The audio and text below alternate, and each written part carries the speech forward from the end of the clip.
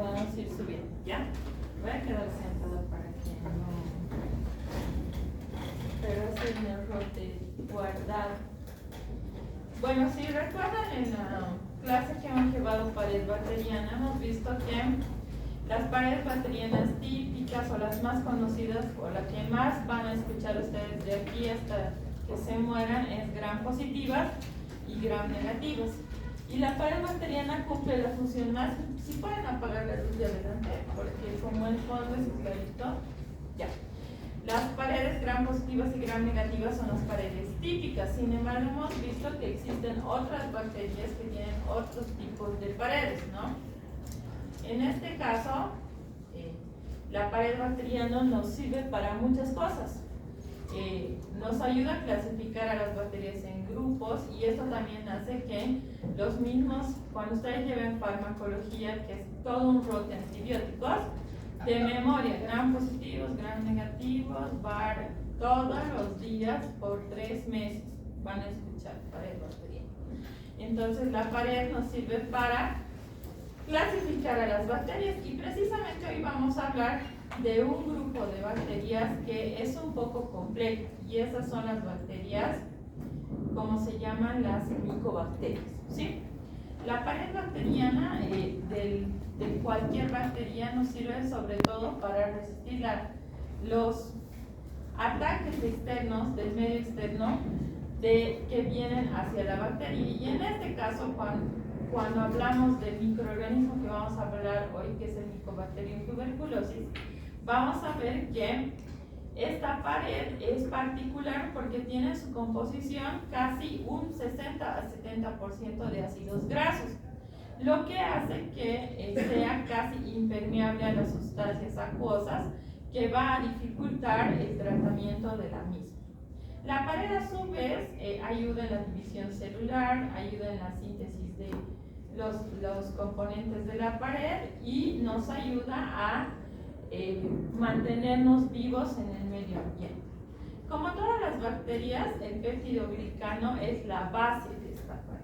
Entonces es una capa muy delgadita de peptidoglicano que está conformado, como ustedes ya saben, por aminoácidos, que es una estructura de tipo como las paredes de ladrillos, que viene una capa, cemento, otra capa, igualito es el peptidoglicano, que conforma un muro de ácido N-acetilglucosamina y N-acetilmuránico, ¿no? La pared bacteriana de los bacilos ácido alcohol resistentes, de los VAR, se encuentra en 4 géneros bacterianos: en las micobacterias, los actinomicetos, las nocardias y los streptomyces. En este caso, el día de hoy vamos a hablar específicamente de las micobacterias. No hay que olvidarse que en esta estructura vamos a ver una capa sencilla, una bicapa lipídica, conformada por la típica pared de la membrana celular de cualquier célula eucariota, que además tiene proteínas transmembranales y proteínas periféricas. Por encima de estos vamos a encontrar una capa delgada de peptidoglicano y encima de estos el componente más importante son los ácidos grasos. En su mayoría el ácido graso típico es el ácido micólico, pero depende del género bacteriano, que hace que puedan ser diferentes ácidos grasos e hidratos de carbono que conforman. Por encima tenemos las proteínas, igual periféricas, y algunos polisacáridos que van a ayudar prácticamente a que la bacteria pueda fijarse a la mucosa o en la captación de nutrientes para la conformación de su pared. Estos componentes lipídicos le dan a la bacteria o a las micobacterias características mucho más complejas que otras bacterias. Las micobacterias generalmente no generan toxinas, no generan enzimas, no generan sustancias dañinas. Lo que produce la enfermedad en las personas que tienen enfermedades producidas por cualquier tipo de micobacteria es la respuesta inmunológica. El sistema inmune que ataca a las bacterias que se alojan en nuestro organismo son los que destruyen los órganos por atacar a las bacterias y lo que deriva en la sintomatología. Generalmente las micobacterias producen enfermedades crónicas, es decir, que datan más allá de los 2 meses, inclusive tienen un tiempo de incubación de muchos años. Entonces, básicamente el sistema inmune o la reacción inmune frente a la agresión bacteriana es lo que produce la patología. Factores como patogenicidad de algunas de las micobacterias no existen como tal, pero lo que produce daño es la respuesta inmunológica. Básicamente los ácidos grasos que componen la pared le dan 4 características importantes a las micobacterias. La primera y una de las más importantes es el carácter hidrófobo. ¿Qué significa? Que cuando las bacterias se van a ver enfrentadas a medios acuosos o a sustancias acuosas como son los antibióticos, ustedes saben, toman una pastilla, ingresa al intestino, se deshace, se absorbe y por la sangre va al sitio donde se encuentran las bacterias. Ahí esas moléculas activas de los antibióticos atraviesan la pared bacteriana y cumplen su función a diferentes niveles en la estructura de la bacteria. No existen antibióticos que tengan vehículos aceitosos, digamos. Todos van en un vehículo acuoso, que es la sangre, ¿verdad? El plasma, el suero, que está circulando. Entonces, el carácter de ser hidrófobo de la micobacteria hace que sea el antibiótico de difícil absorción intracelular. Por tanto, los tratamientos antibióticos terápicos de las micobacterias son complicados. No son sencillos, por lo general duran meses, incluso años. Son combinados porque se utilizan más de 2 a 3 antibióticos y tienen que ser además vigilados por los posibles efectos adversos que estos pudieran provocar en las personas.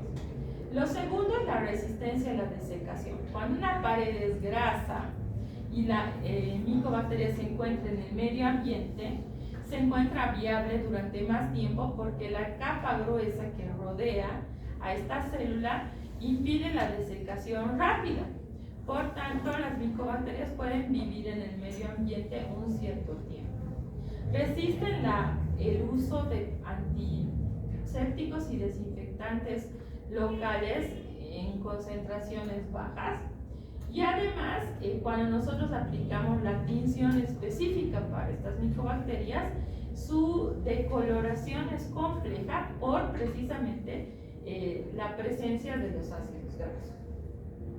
Si nosotros teñimos una placa en el microscopio y utilizamos generalmente la tinción Ciel-Nielsen, lo que hace esta tinción es con un adyuvante que es el calor, diluye los ácidos grasos de la pared para que sean más penetrables. Es como una barra de mantequilla. Cuando ustedes tienen una mantequilla encima de la mesa y le echan agua a la barra, será fácil mezclar. Pero si ustedes agarran la mantequilla y la ponen en el sartén, la derriten, luego le echan agua o leche, ¿será fácil mezclar? Sí, no. Entonces, para teñir estas paredes de ácidos grasos, lo que nosotros hacemos es someter a la bacteria al calor para que esos ácidos grasos se diluyan. Colocamos los colorantes que son acuosos y una vez diluidos los ácidos grasos, el colorante penetra la pared, dejamos que enfríe. Si ustedes dejan la mantequilla encima de la mesa, ¿qué sucede? Sin usar, se vuelve a solidificar, ¿verdad? Los ácidos grasos se solidifican de nuevo, evitan la decoloración de la bacteria y nosotros podemos verla al microscopio de esta forma. Pero se las va a ver rojitas. Entonces utilizamos una tinción específica que se conoce con el nombre de tinción Ciel-Nielsen, que la fluidificación de los ácidos micólicos impide la decoloración, por eso se llaman bacillos ácido-alcohol resistentes. porque el decolorante es el alcohol ácido y este no actúa decolorando la bacteria. Otras estructuras que se encuentran en la pared de las micobacterias son las proteínas. Las proteínas, dependiendo del género del que hablemos, van a ser de diferentes tipos. En el caso del Mycobacterium tuberculosis vamos a tener bastantes ceras, lo que hace la estimulación y la formación de anticuerpos en el suero, polisacáridos que no tienen una función determinada, pero se ha estudiado que pueden ser antígenos en las personas infectadas, pero básicamente lo que sucede con la pared, al ser una pared grasa, es que estas bacterias resisten la desecación, resisten los desinfectantes, resisten los antibióticos y son bacterias que pueden sobrevivir en el medio ambiente por mucho tiempo. Además que su composición en la conformación de los hidratos de carbono hace que podamos identificar específicamente de qué especie se trata. Cuando hablamos del Mycobacterium spp o del género Mycobacterium, decimos que pertenece a la familia de los actinomycetales y dentro del Mycobacterium existen 72 especies descritas. Básicamente son dos especies las que son patógenas del hombre, el Mycobacterium tuberculosis y el Mycobacterium leprae. El Mycobacterium tuberculosis actualmente se divide en dos grupos grandes, Mycobacterium tuberculosis productoras de tuberculosis humana y las micobacterias no tuberculosas. Entonces nosotros podemos agrupar en micobacterias tuberculosis y micobacterias atípicas también, dependiendo del libro que ustedes lean. ¿Qué características tiene esta bacteria? Morfológicamente son bacilos delgados, rectos, que se tiñen de color rojo por el tipo de tinción. No tienen cápsula, no tienen esporas, son inmóviles, no se mueven, no tienen ningún órgano de locomoción ni de protección. En realidad su protección es el ácido micólico. Entonces, sí, se dice que pueden observarse como gram positivos, pero es muy dependiendo de la concentración de los colorantes, pero nosotros la clasificamos como baja. No es gram positiva, no es gram negativa, es baja. Su estructura es igual que la de cualquier bacteria, tiene una membrana citoplasmática basal y por encima la pared. Dentro de la pared, el 60% son ácidos grasos o lípidos, cuyo mayor porcentaje en el Mycobacterium tuberculosis es el ácido micólico. Luego hay peptidolípidos, glucolípidos y sulfolípidos que también forman parte de la pared. Si vemos aquí otro esquema de la estructura de la pared, vemos la membrana celular, el peptidoglicano, los ácidos micólicos, las proteínas que están en varias partes de la pared. El Mycobacterium tuberculosis es un microorganismo exigente nutricional. Tiene la característica de que tarda mucho en desarrollar y no podemos hacer un diagnóstico por cultivo en el tiempo promedio que se tarda en las bacterias patógenas comunes, que es 48 o 72 horas. En el caso de la tuberculosis, en un cultivo común podemos tardar hasta 90 días, ¿sí?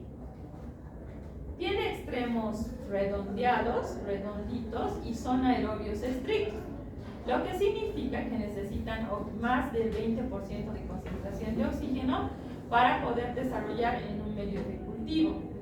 Y con la concentración de oxígeno adecuada, el ritmo de crecimiento va a ser el adecuado también. Encontrar medios de cultivo sintéticos para el desarrollo es un poco complicado, porque hacer un medio de cultivo para tuberculosis es como una receta: huevos, tiene fécula de papa, tiene leche, agua, tiene verde de malaquita. Ese es el medio de cultivo típico, que es el Lowenstein-Jensen.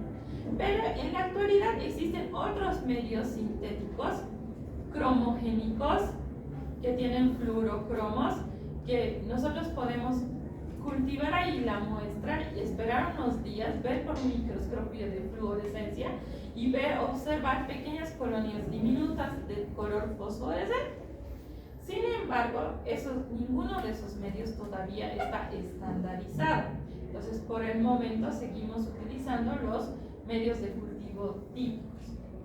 Un medio de cultivo como el Lowenstein-Jessen, que es de este color medio verde azulado, podemos decir que hay un desarrollo de las bacterias aproximadamente en 20 días posterior a la incubación, y para decir que no hay desarrollo debemos esperar hasta el día 90, inclusive hasta el 120. Entonces ahí pasan como 3 meses esperando, y muchas veces ese no es el tiempo que tiene el paciente, porque la tuberculosis mata. No se olvide que epidemiológicamente en nuestro medio somos un país endémico de tuberculosis. El tiempo de generación de las micobacterias, es decir, es cada cuánto se multiplica una bacteria común como la E. coli, es 15 minutos a 30. Sin embargo, el micobacteria en tuberculosis tarda 15 minutos a 15 horas a 20.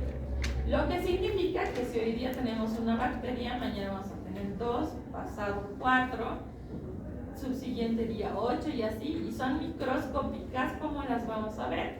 Entonces las bacterias posteriores a los 20 días se ven así en colonias elevadas como unas verrugas, que además son adherentes y blanquecinas, entonces son como coliflores.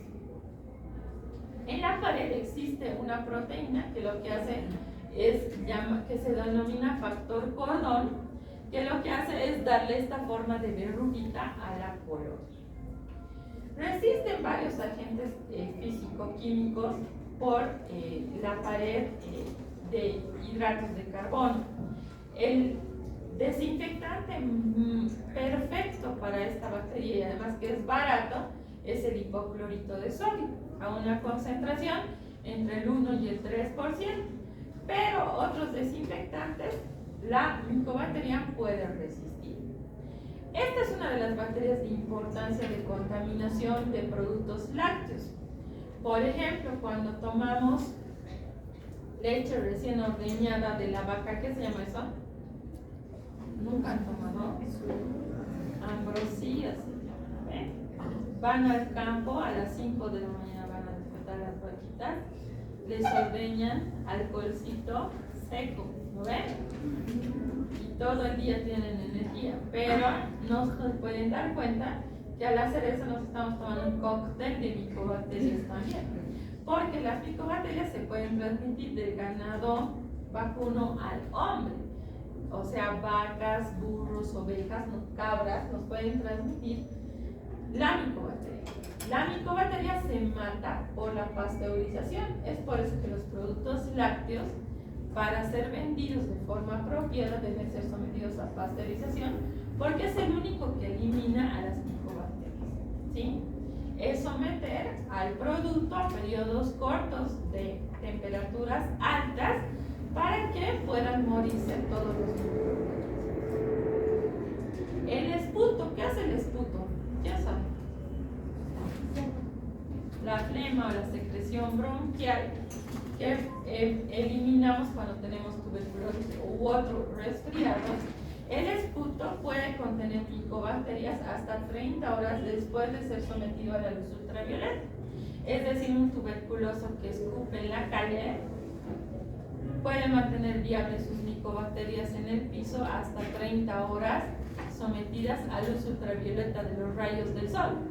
Entonces, no es sano ni higiénico estar escupiendo, ¿no? Como es hidrofóbica, resiste muchas acciones de los desinfectantes, pero dependiendo la concentración y el tiempo de acción de los mismos, estas pueden ser revertidas. Como esta micobacteria no tiene toxinas, no tiene enzimas, pocos componentes en su pared, la estructura o el estudio de los factores de patogenicidad es un poco complicado porque no existe una estructura como tal que diga, como el tétanos, ¿no? La toxina tetánica es la que producía la parálisis.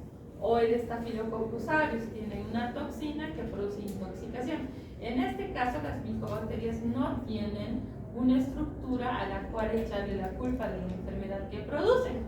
Simplemente la reacción del sistema inmune es lo que desencadena la patología. Las proteínas que se encuentran dentro de la estructura de la pared bacteriana son termosensibles. Una de ellas es la tuberculina.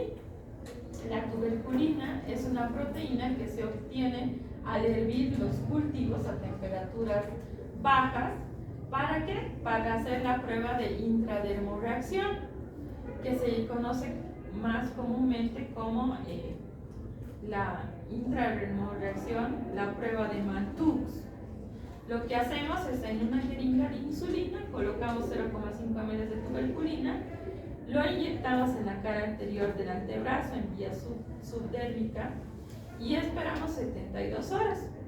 Si hemos estado en contacto con el Mycobacterium, se va a formar un conglomerado de unión de antígenos anticuerpos y vamos a tener un levantamiento o abono. Cuando les pica una pulga, se hace una zona dura con un conducto rojito, ¿no? Y alrededor rojo, más grande, o un mosquito igual. Entonces lo que sucede, nosotros provocamos esa reacción con la inyección de tuberculina. Otra proteína que podemos obtener es el PPD o el derivado proteico purificado. El PPD o tuberculina se usa para el mismo efecto.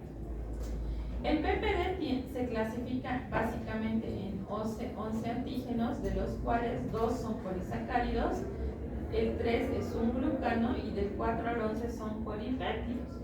Entonces esta es una estructura compleja que lo que hace es estimular la respuesta inmunológica.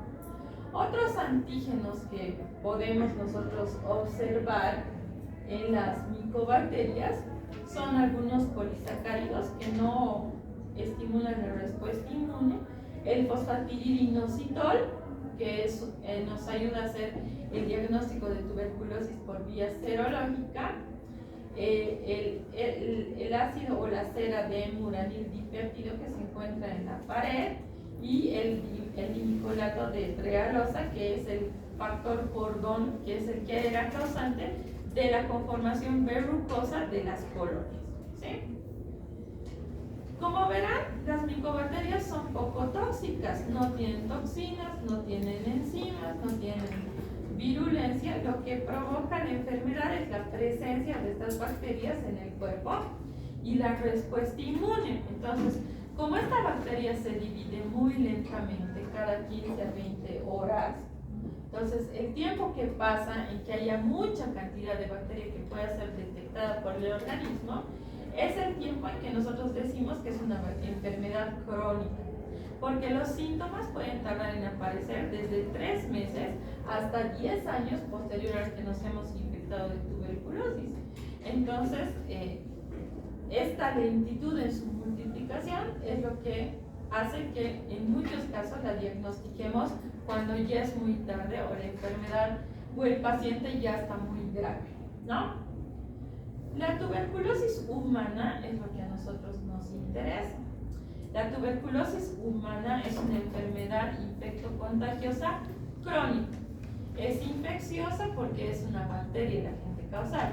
Es contagiosa porque se transmite de persona a persona o de animales a persona. Existen 4 subespecies de Mycobacterium que producen la tuberculosis. El primero es el Mycobacterium tuberculosis variedad hominis, el otro es el Mycobacterium tuberculosis variedad bovis, el otro es el Mycobacterium africanum y el Mycobacterium microta. Todos estos son agentes etiológicos de la tuberculosis. No se olviden que la tuberculosis es la enfermedad más antigua descrita en la humanidad. Se han encontrado restos genéticos en momias de Mycobacterium tuberculosis, en lesiones que podían haber sido cavernosas. En el año 1865, François Villemy es el que la describe como una enfermedad infecciosa, pero no es hasta el año 1882 donde el padre de la tuberculosis, Robert Koch, describe al bacilo. Por eso se llama Mycobacterium o bacilo de Koch, ¿no? También. Entonces, Robert Koch es el que descubre y aísla la micobacteria. En el 1940, con el descubrimiento de la penicilina, la streptomicina y otros antibióticos, se empieza a tratar a la tuberculosis, pero nunca se elimina del planeta. El Mycobacterium está distribuido en los 5 continentes, en todo el mundo. En países subdesarrollados es la enfermedad de la pobreza y en países desarrollados es la enfermedad de los inmunosuprimidos. Todo paciente VIH positivo debe hacer pruebas para descartar tuberculosis y todo paciente con tuberculosis debe hacerse pruebas para descartar VIH. Entonces, en países como Estados Unidos, Canadá y Europa, la Unión Europea, no había ya tuberculosis.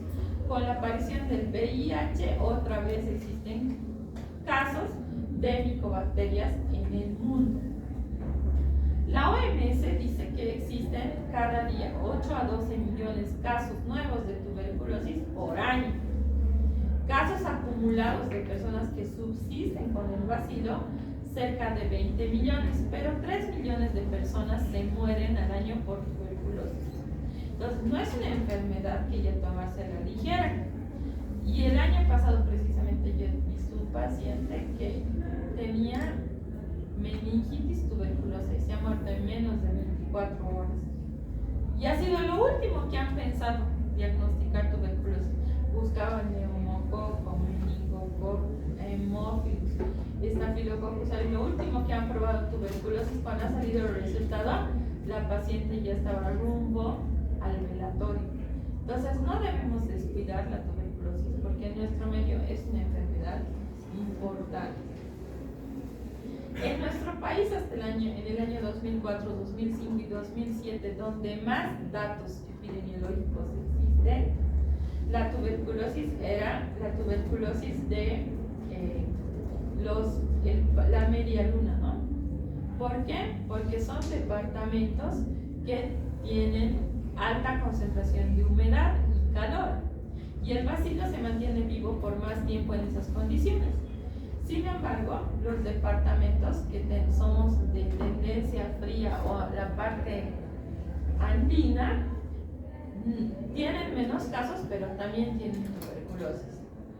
Van pasando los años y el mapa va cambiando. En la actualidad, con seguridad que el mapa es rojito, porque todavía no hemos controlado a la tuberculosis. ¿Cómo nos contagiamos? El principal tipo de tuberculosis es la tuberculosis pulmonar. Por tanto, la principal vía de infección es la vía aérea. Cuando un paciente tiene tuberculosis, tose, escupe, habla, está eliminando sus bacilos hasta 3 metros alrededor. Si el paciente escupe, lleva 2 metros más 3 metros de expansión. Entonces nosotros vivimos en Bolivia respirando micobacterias porque todos escupen en la calle. Y el hospital está lleno de pacientes tuberculosos. Entonces nosotros vemos que una gotita de la expectoración mide entre 1 a 5 micrómetros.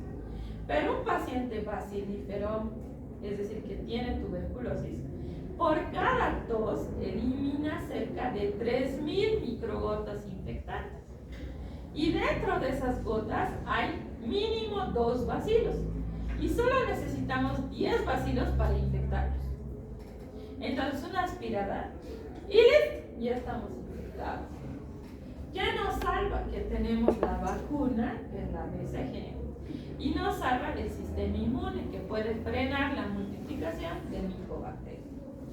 No solamente puede ingresar por la nariz y la boca, también por microlesiones cutáneas en personas que trabajan con bovinos, porque ellos están contaminados con micobacterias, y en las personas que toman productos lácteos sin pasteurizar, leche recién ordeñada, quesos artesanales, yogur artesanal de dudosa procedencia, todos ellos pueden contaminarse de micobacterias.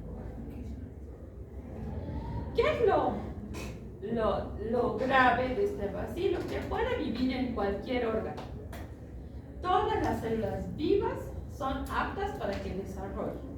Existe tuberculosis de la glándula lacrimal, en los ocular, meningia, cerebral, gastrointestinal, folicular, escrotal, prostática, vesical, intestinal, cutánea, ganglionar. Los únicos órganos que se salvan son las células muertas, es decir, las uñas, los cabellos, las cejas y las pestañas, nada más. El resto son proclives a tener o a alojar micobacterias. Entonces, la tuberculosis ingresa por los pulmones, se localiza en el lóbulo superior, ahí encuentra harto oxígeno, vive feliz, se multiplica, destruye el parénquima pulmonar y por la sangre migra a otros órganos, ¿sí? La tuberculosis pulmonar se conoce como tuberculosis primaria. Los otros tipos de tuberculosis se conocen como tuberculosis secundaria o extrapulmonar. Una vez que nosotros hemos ingerido una cantidad grande de micobacterias, estas se van a localizar en el pulmón. Y en el pulmón vienen los macrófagos alveolares y los fagocitos. Pero no sirve de nada porque estas bacterias son tan vivas que viven dentro de las células. Resisten la acción enzimática de los macrófagos. En las células dendríticas lo propio y en los monocitos igual. Estas bacterias que viven dentro de estas células se empiezan a multiplicar y forman lo que se conoce como fagosoma. Este fagosoma disminuye el pH de donde se localiza el micobacterium y estimula atrae a los natural killer y al interferón. Y lo que hace esta bacteria sigue dos caminos. Si el sistema inmune está apto, todo el sistema inmune acorrala al micobacterium, impide que se multiplique y dependiendo del tamaño de la cantidad de bacterias, se congela, no crece más. En el otro caso, cuando el sistema inmunológico no es apto, las micobacterias se multiplican y el bacilo sigue viviendo ahí y pasa a la siguiente etapa. Este fagosoma tiene muchas micobacterias viables y ya no solamente están los natural killers, los macrófagos, también vienen los linfocitos, los monocitos, las células plasmáticas, las interleucinas, las citocinas, y van produciendo acúmulos, ¿sí?, de células infectadas por micobacterias. Esto tarda aproximadamente 14 a 21 días. En este momento, los linfocitos T, CD8 y CD4 están activamente tratando de disminuir a las bacterias. Pero ¿qué sucede? Como es más vivo el micobacterio, se sigue multiplicando tanto fuera como dentro de la célula y sigue infectando. Si nosotros en esta etapa sacamos una radiografía pulmonar, vamos a ver pequeñas lesiones de tipo absceso en el parénquima pulmonar que van a producir lo que conocemos como tuberculosis primaria. Si las bacilas se siguen multiplicando y el sistema inmune no puede destruir, las bacterias ya no les alcanza a vivir en ese sitio. Empiezan a migrar a través de la sangre, migran hacia los ganglios linfáticos por la circulación linfática y sanguínea y van a los órganos provocando lo que se conoce como tuberculosis secundaria o extrapulmonar, ¿sí? En esta etapa de la diseminación vamos a ver que las bacterias tienen lugares favoritos. Por ejemplo, aquí tienen un bacilo en esta foto de aquí arriba, ¿no? Les está saludando desde su caverna ahora. Y se van hacia los pulmones, hacia los riñones, a los áreas más vascularizadas de los huesos, al sistema nervioso central y a los ganglios linfáticos. Cuando estos acúmulos de linfocitos han sobrevivido las 6 semanas, esta zona donde se van acumulando las células del sistema inmune se empiezan a necrosar y van formando lo que se llaman cavernas. En este momento es donde se forma el daño tisular. Cuando el antígeno es poquito y la respuesta inmune es mucha, lo que sucede es que estas cavernas se convierten en un granuloma. Lo que pasa con un granito de la cara, les empieza a salir un granito, y ustedes lo agarran, esperando que madure para que se vuelva pus, lo aprietan y listo. Pero ¿qué sucede? Se sigue poniendo durito y nunca madura. Y después se queda como una bolita. Ese es un granuloma. Lo mismo pasa con la tuberculosis, pero en el pulmón. El granuloma engloba las micobacterias y se queda ahí como una cicatriz. A esto es a lo que nosotros llamamos prima infección tuberculosa, que todos hemos pasado alguna vez en nuestra vida. Si constantemente seguimos en contacto con las micobacterias y las micobacterias se siguen multiplicando y no se cicatrizan las lesiones, se forman lo que se conoce como tubérculos. Estos tubérculos son cavernas llenas de pus, células muertas, bacterias muertas, vivas, y cuando el paciente tose, bota eso que se conoce como vómito. Entonces ahí están las micobacterias vivas, ¿sí? Esto sucede mucho después de haber tenido la primera infección. De todas las personas que han entrado en contacto con bacilos, el 10% desarrolla la enfermedad. Todos los hemos infectado, pero solamente de 100 personas, 10 se enferman con tuberculosis. La tuberculosis pulmonar es la más importante, pero después, hasta 5 años después, pueden aparecer las tuberculosis secundarias o extrapulmonares que vienen de contaminación endógenas, focos latentes donde permanecen micobacterias vivas, y después de los 50 años esta puede presentarse. A esto nosotros conocemos como reactivación de la enfermedad tuberculosa. En este caso, los bacilos se activan, migran a otros órganos, se multiplican y empiezan a producir patología. ¿Qué es lo peligroso? La tuberculosis pulmonar forma lo que llamamos el sintomático respiratorio. Persona que tose por más de 10 días. Nosotros estamos acostumbrados a escuchar toser personas, pero nunca le preguntamos cuánto tiempo está tosiendo. Solo cuando había COVID tosía y ¡pum! Pero ahora tose nada, ¿no? Entonces, una persona que tiene tos crónica, pérdida de peso, sudoración nocturna y malestar general, sospechoso tuberculosis, ¿sí? En cambio, la tuberculosis extrapulmonar es compleja porque es una gran actriz, porque simula cualquier tipo de patología. Ya les he dicho, esta paciente tenía meningitis tuberculosa, pero pensaron en cualquier cosa menos en tuberculosis. Cuando está en el genitourinario, simula una infección urinaria. Cuando está en el gastrointestinal, diarrea o constipación. Cuando está en el hígado, hepatitis. Entonces, es una gran disfrazadora. Es más fácil diagnosticar una tuberculosis pulmonar que una extrapulmonar. Entonces, dependiendo de dónde se localiza, vamos a tener los síntomas. En el aparato gastrointestinal podemos ver diarrea o constipación. En el renal, la infección urinaria. En la meningitis podemos tener desde convulsiones hasta fiebre,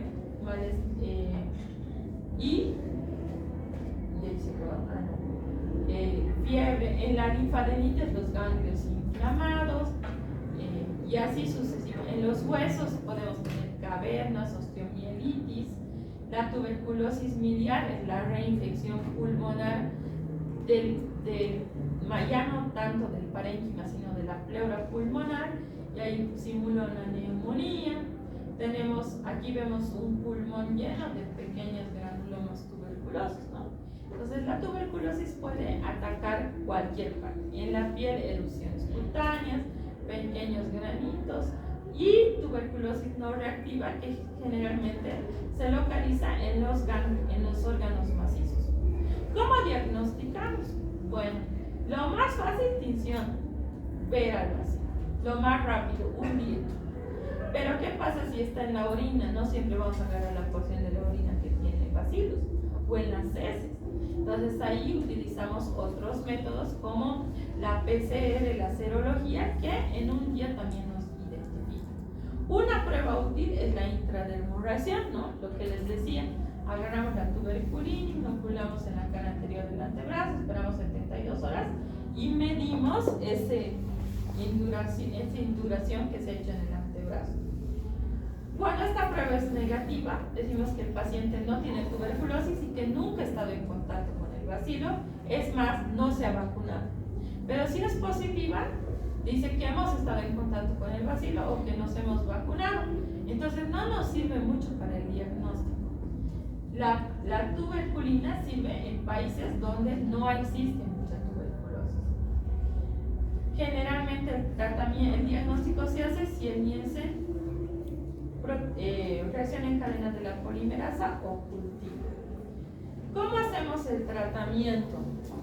El tratamiento es complejo porque ya hemos dicho, es hidrofóbica, está en lugares donde no hay exceso sanguíneo. Entonces el tratamiento sigue 4 pilares importantes.